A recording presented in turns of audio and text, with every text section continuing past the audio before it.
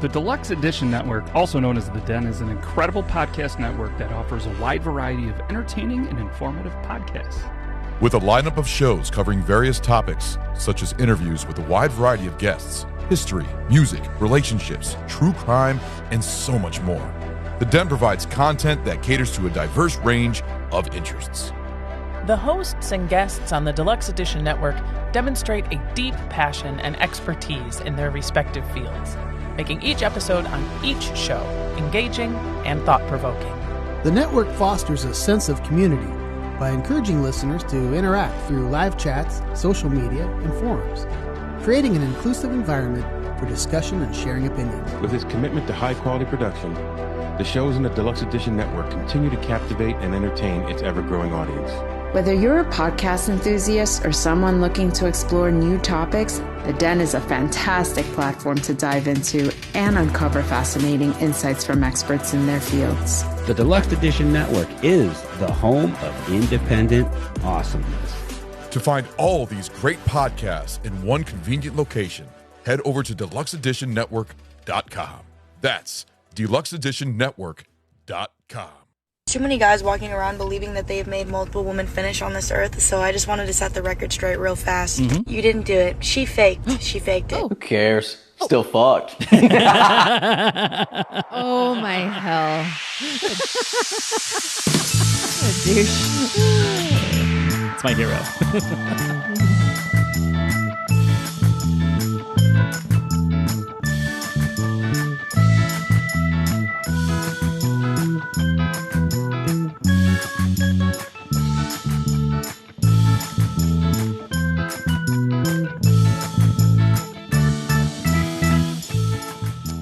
Hello and welcome to the Milf and Me podcast. I'm your host, Antonio, here with my lovely co-host, Dianna. Dianna, hello. Hello. We had a scary episode last week talking about how motherfuckers be spying. Yeah, right. And all the things that technology does to make us afraid of everyone and everything, and checking my cell phone now. Actually, I'm not. I know, I'm not either. My partner has to ask me how to program the remote for the TV. I'm not too worried about spyware on my phone or on my laptop or anything. And I don't have a partner, so I'm good. But you know what you do have? What do I have? You have 2 kids, 3 actually. I do have 3 kids. Well, I was going to say 2 that are very proficient. Very proficient. In technology and Yes. software and apps and all that shit. If anything, they have spyware on my phone. Who fucking right. They're like, oh, mom doesn't have any money this week. I'm not going to ask her for $20. Let's see what mom's up to. I'll wait for her account to fill and then I'll just siphon it out on my own. Yeah. Yeah. That's the other thing is kids these days, especially your oldest son. Yep. He would be able to find out in 5 fucking seconds if someone is spy-wearing you. Absolutely. Or if they've got a tracking device on you. Like, mom, there's someone put a geotag in your car. Yeah. Yeah. He would. Guy's a fucking champ. I know. It makes me feel safe. That's why he lives with me full time now. Yeah. It's I need him. He's paying rent. I love that. He's paying me a little bit of rent. It's nice. I have to say I'm so proud of how you raise these babies, especially, I know a lot of kids of divorce who are just fucking, yeah. I'm not going to say ruined for life, but they had to be the bystanders of toxic divorces and toxic parents who are always trying to use the kids as leverage against one another. It's horrible. It's horrible. And you just see how these people grows up. And you know what? That's kind of one of the reasons why last week's episode might be is you're having so many people these days grow up in these toxic childhoods with these toxic parents. You get trust issues. So essentially you are creating the problem. Right. That's exactly right. And, Yeah, then they learn how to use technology because think about it. It's well, dad fucked around on mom all the time. Yeah. I don't want to get fucked around on me. So I'm going to take preventative measures and start spying on my partner to make sure it never happens to protect my feelings. It's literally where it all starts. Is It's it childhood? nuts. And yeah. And I mean, it takes 2 parents in a divorce to not be shitty people. Right. I know that's our topic here, but it really does. It's not a one-sided thing. And it's hard because I have a really incredible situation and I know that and I'm grateful for it every day. However, we did create it. It didn't just fall in our lap. No, it just didn't happen. My ex-husband and I both created this life. Like, I'm going with him and the kids to see Elf at Hell Center Theater on Friday. We do stuff like this together because we can, and we're mature, and we're not fucking assholes to each other. You know, like, yes. So I'm not going to take away your spotlight because I know you got a lot of stuff to say on this divorce stuff. It's not even me that has a lot to say about it. Just to put my little 2 cents in because I am a divorced dad. I'm essentially a single dad. I have guardianship and your of my son. situation is different. And this is where I'm going to say that it's not for the lack of his mom trying. We definitely did try. Yep. For several years to do what you do with your ex-husband by like trying to come together and let's do trick or treat together. Yes. Let's do holidays. Let's do something so we can still show our son that his parents do love him. Yes. But we figured out that was just all bullshit. We started just really, I'm not going to say hating each other, but took the opportunity to take jabs and stabs at each other that we normally wouldn't do if we weren't trying to force ourselves into that situation, you know? So we are much better not taking him trick-or-treating together to show that mommy and daddy still love him. He knows that mommy and daddy still loves him. Right. But if mommy and daddy are taking him trick-or-treating, one of us is going to start talking shit about the other, and we're going to end up ruining Halloween. Right. We learned that the hard way. We thought that we were being fucking heroes trying to do it. Yeah. And it took one of us to be like, actually, we're being the villains right now because we're making this about us. And little guy just wants to dress up like the Tin Man from Wizard of Oz and go get candy. And we're turning it into like World War fucking III right now.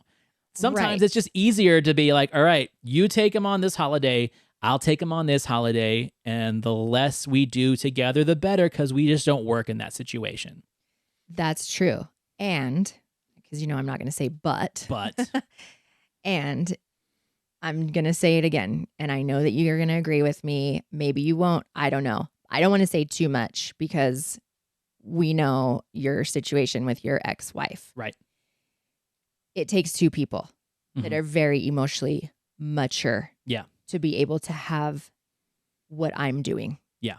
It takes two people. Right. Okay. So we'll move on from that. But Danny, if Danny wants to say something about me, he usually just says it to me. Yeah. And we can joke and banter and not take things personally because, one, we've been doing this 11 years and I don't give a fuck. Like, if he thinks I'm acting like a shithead, I probably was. Yeah. And you're very self-intuitive about what your emotional state is. Yeah. Yeah. And I'm accountable too, right? Like, I'll see when the kids get to school when they stay with him for the week. And I'm like, dude, whoa, they've been late for school every single day this week. What the fuck's going on over there? Right. And then he'll fill me in. Right, Instead of me attacking him, like, you can't get the kids to school on time ever, you piece of shit. Like, what the hell's wrong with you? But instead, I'm just like, damn, you guys must be partying hard. Right. Because they're late every day. What's happening? What time are the strippers leaving? Yeah. But anyway, it does take two very emotionally intelligent and good people with a good head on their shoulders in order to have a healthy co-parenting relationship for the kids. We have it for the children. We don't have to have it. We don't. It's for the children, and my kids are incredible because of it. I agree 100%. Your kids are like my favorite kids in the world. I love my kids obviously more than anybody, but like your kids, especially your little girl who watches after my little girl. Yeah. They have such a special bond and they're so cute. They're great together. And that is because I feel like we as parents did the best that we could do with the situation that we were given and what we put these kids through. For sure. And the other part about that too is like the divorce process, Divorces aren't easy, but you can make them not World War III, like I was saying. Yeah. With my divorce, we pretty much walked in and walked out with what we had with us when we said I do. It really wasn't, no one was fighting over anything. There was nothing to fight over. Us too. And when it came to custody, we did the best that we could do with the resources that we had and with the time that we had. And there was just times where his mom wasn't in a good spot to be the custodial guardian, so it fell on me. Yeah. But like things change, people can change, times do change. And I can honestly say that at 13 years old, I feel like it really hasn't affected him in a negative way. He knows that he's going to mommy's on the weekend and he knows that he's going to be here for school. Like, that's just how it is. That's his life. Yeah. Your kids are kind of the same way. It's like, all right, I guess we're going to dad's. All right, I guess we're going to mom's, you know? Yeah. Yeah. We're super fluid and flexible with the schedule. But for the most part, it's 1 week on, 1 week off. Like, they're with him for a week, with me a week. And we have a set day that we make the switch, and it works for everybody. So here are some stories of people that it didn't work for. Oh boy. The topic of today's episode is crazy but true reasons that people filed for divorce. They promised to stay together till death do us part, but some unusual deal breakers got in the way. So these were hilarious for me to read. Let's go ahead and do the first one. So in January of 1997, a California woman filed for divorce after 25 years of what her husband believed had been a happy marriage. The real reason didn't come out until 2 years later. On December 28th, 1996, just 11 days before she filed for divorce, she had won $1.3 million in the California lottery. Oh, God. Thereafter, she took various actions to keep the money all to herself, including filing for divorce. But when the truth came out that a Los Angeles family court judge ruled that the woman had violated state asset disclosure laws, he awarded every cent of her lottery winnings to her ex-husband. So he got all the money after that. And it was awarded to him. It was awarded to him So because he won. she filed for divorce before she disclosed that she won, thus violating California's asset disclosure laws. That is crazy. Wow. 25 years, and all of a sudden, like, you know what, motherfucker, I'm out. I know. It's like, we won the lottery. Let's go travel now together. Like, seriously. She must have been miserable. What? She must have been waiting 25 years to win the lottery to leave his ass. Every day for 25 years, And she's now- going to the 7-Eleven and she's buying like a $2 pull tab. Oh my hell, that's sad. I like this one. He built a wall. Ooh. In 2009, a German woman filed for divorce after her husband knocked down and rebuilt a wall in their home because he said it got dirty. This was apparently the final straw in a 15-year marriage during which the husband obsessively cleaned the house and rearranged the furniture. So she divorced him because he knocked down and rebuilt a wall because it was dirty. Wow. These people are special. I mean, I like the house clean. I vacuum. I'm not going to tear down the fucking wall. I'll just spot clean that motherfucker with Oh my gosh. magic eraser or some shit. This is so weird. Let's see. This one is great. 4 months after their 1994 wedding, a New York man secretly divorced his wife in the Dominican Republic. She didn't find out for another 22 years, during which they went on with their lives as a married couple, raising a son and living the good life, jetting between homes in New York and France when she learned the truth after discovering that she was not listed as an owner on the deed of their home. Her husband claimed it was an attempt to protect their assets. She believes it was an attempt to rob her of her assets and is now seeking to nullify the divorce, presumably divorcing him legally in New York. Oh my gosh. So he divorced her. Right after they got married, not knowing that she was divorced, and they lived together for 22 years. That is before wild. she found out. What is that thing that they sign? I'm drawing a blank. A prenup? A prenup. Right. She probably wouldn't agree to a prenup. That would be could the be only it. thing that would make sense as to Yeah. why he would do that. That's wild. What do you think about prenups? Oh, I'm on the fence. I'm like, love-hate with them. Prenups are interesting for me because if I marry someone that has a lot of money, like, I don't feel like I'm entitled to that because it's his earnings, right? And so if we were to Right. get divorced, heaven forbid, I'm not getting divorced a second time ever. Right. But if it went down that road, I wouldn't even touch it because it wasn't mine to begin with. Right. Um, And if you are married before your wealth accumulates, let's say you accumulate your wealth together, if we that's a accumulate the different wealth, story. yes, that's a completely different scenario. Then I'm entitled to half of that, right? But if it's with someone that's very wealthy and he has a bunch of assets and all these things and he just wants to make sure he's protected, I would consider I would consider signing a prenup just as long as he didn't try to fuck me over. I don't know. That's like there's a fine line there. What if it was you? What if it was you that had all the money and then you married what do they call a hobosexual? The dudes that don't have jobs that just hang around and just fuck you every now and then. And I'm like supporting everything. Yeah, you're supporting everything. We both know that would never happen. But if that situation came, then yeah, he would be signing a prenup. Yeah, he would. But no. Like sign it in blood. You know, that would never work for me. It's like we both have to be king, queen status, or there's no reason to get married. Right. This one is funny. Stuff you can't make up. A 34-year-old man filed divorce from his 28-year-old bride just days after the wedding after he saw her without makeup. Oh, no. According to Dr. Abdul Aziz, a psychologist at the clinic where the woman sought help in recovering from her psychological suffering as a result. Apparently, the man had felt that his wife had deceived him with cosmetics, including false eyelashes. The deception was discovered when the two went to a beach together and a dip in the ocean washed away her makeup. And he divorced her for it. My gosh. He was deceived with cosmetics. Seriously, come on. What a douche. So can someone do this with filters then? Like if someone fell in love with a person that had all these amazing filters, right? Through Instagram or through TikTok or whatever.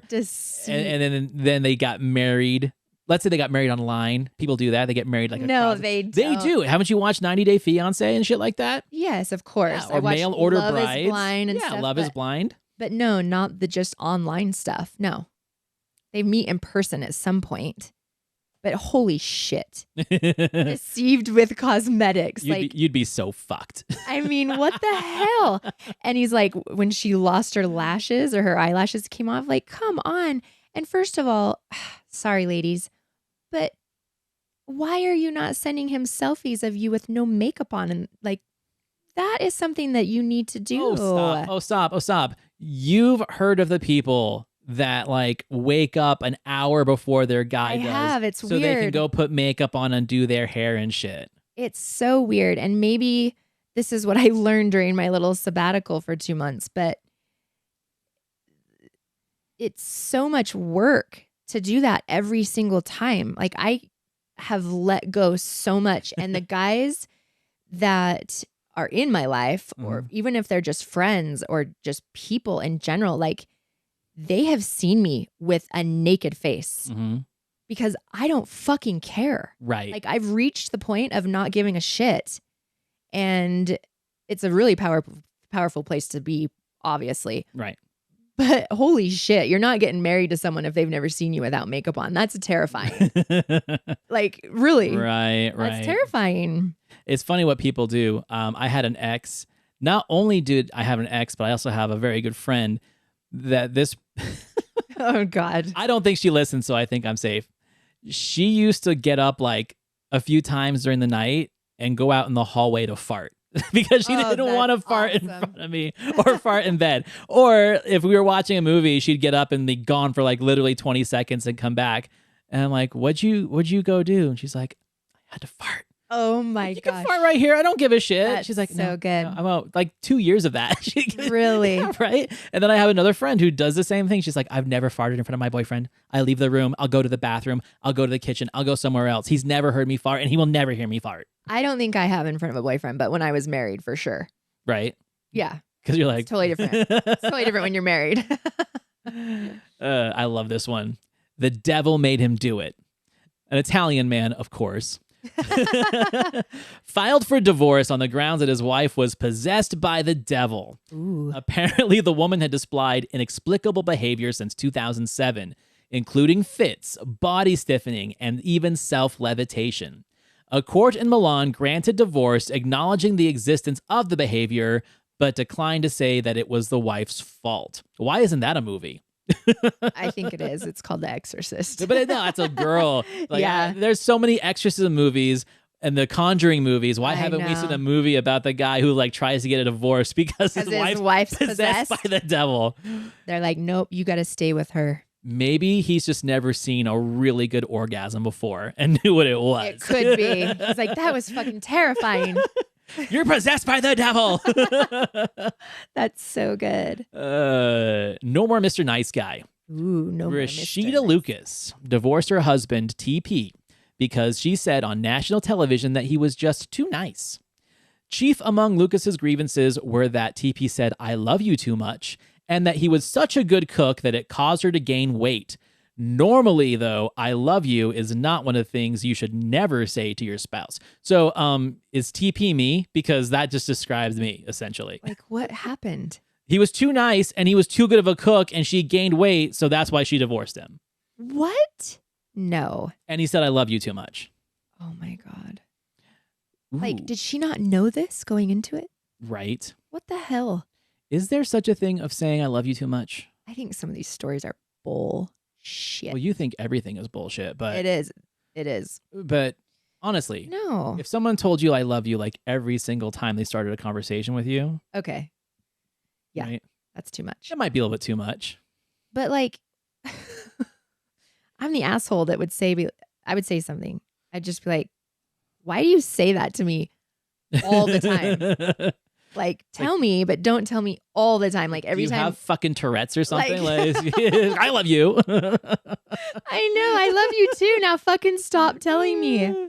Or maybe it's Oh, like the my sign hell. of guilt, you know? It's like, "Babe, before I tell you this, I love you. What the fuck did you do? Yeah. Just remember, Yeah. I love you. You're beautiful. Yeah. If your makeup washed off, I'd still want to be married to oh, you." yeah. Oh my gosh. That's weird for sure. That's there is too much. Yes. To answer your question. Yes. Irreconcilable differences. That's the polite way of putting it. In 2015, it was reported that a Nigerian woman had filed for divorce after only 1 week of marriage because she couldn't handle the size of her husband's penis. There it is. After their first unsuccessful attempt to consummate the marriage, she took medication given to her by her mother. It didn't work. The experience was a nightmare, the woman said.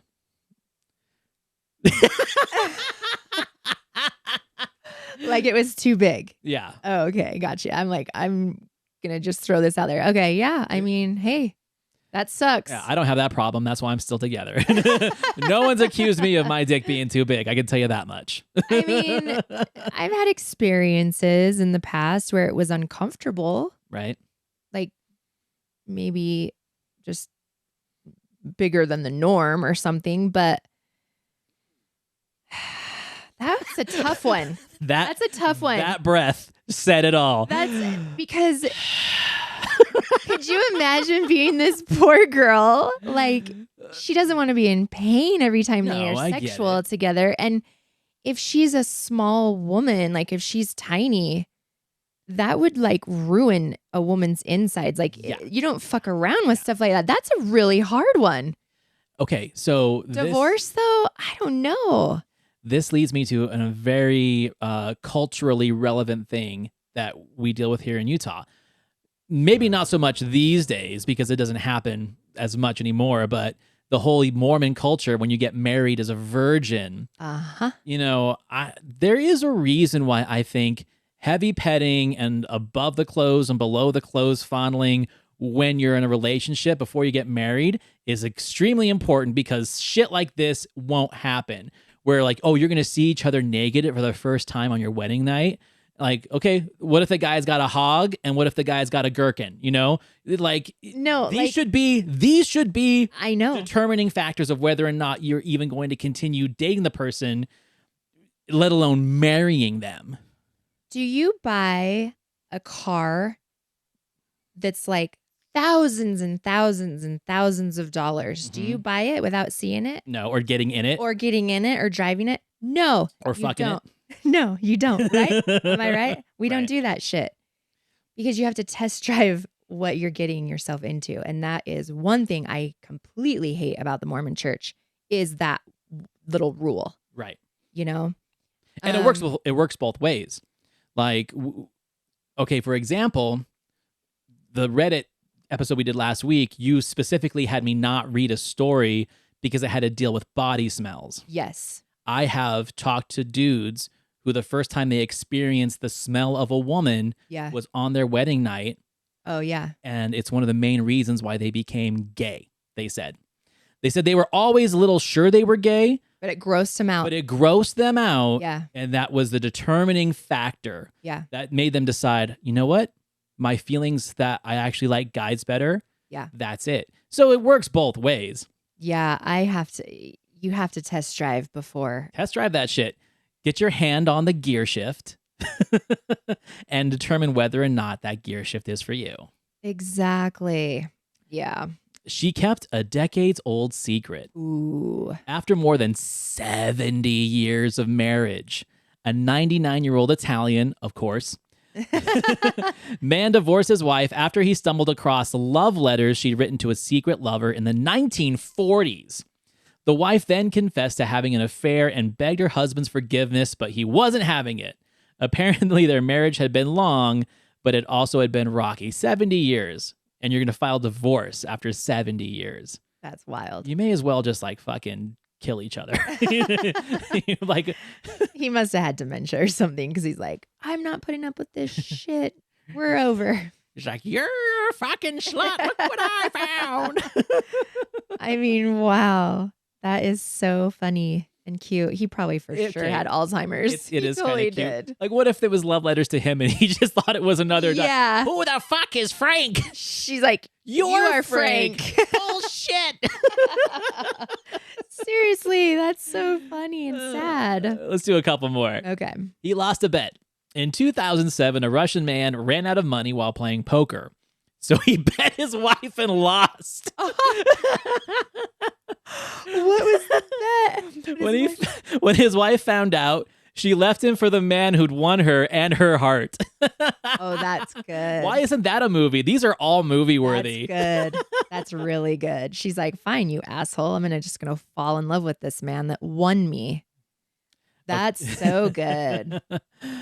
Okay. And we're going to end with this one. Mm-hmm. Frozen out.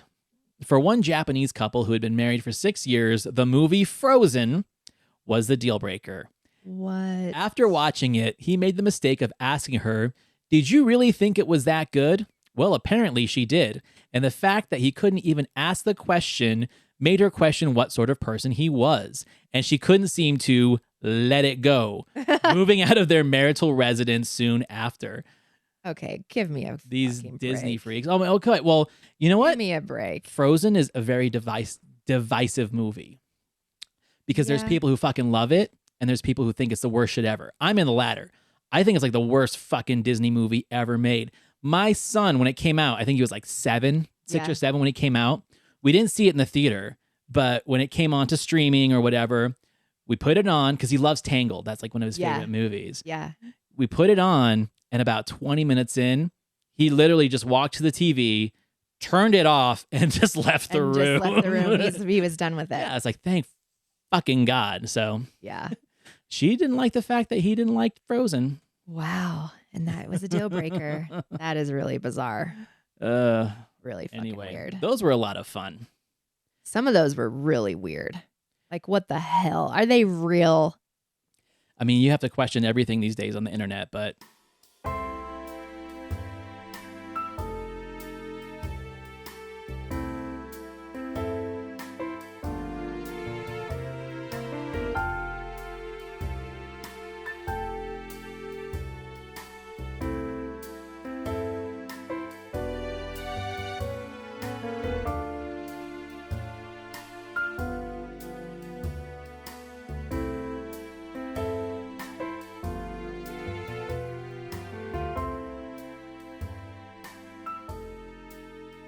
I've got a first date disaster for you.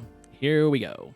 I just went on a date and I got violently humbled by the guy asking. He was looking at me in my eyes. I was like, oh my God, he's gonna say I'm so pretty. He looked at me and he said, can I pop this? And wanted to pop a pimple on my forehead. She was crying. Can I pop this? Oh, goodness. Wow, that's creepy. Not on a first date. I mean, it's her fault for showing up with that on her face. Are you blaming her? No, but I'm not blaming. I'm just saying maybe make sure that that's not a topic of conversation when you're sitting across the table from your first date. Okay, but like present yourself well. Obviously, the dude's a fucking freak though, who has Well, like some kind of pimple fetish. He is a freak. However, like be presentable too. He's probably an asshole just naturally, but yeah. That is a move. That's a bold move. That's actually really funny that he would say that, but even more funny that she's crying about it. But that's sad. But at this, on the flip side, she's 19, maybe. Yeah, she's young. But yeah, the first date, the first introduction is very important. I still don't understand the obsession with pimple popping though, and it's mostly a woman thing. Like, yeah, from what I've heard, okay, because Kristen, is a pimple hunter. If she even sees the beginnings of one on my head, she's like, I need to get that. I need to get that. I need to get that. I've had several exes the same way too.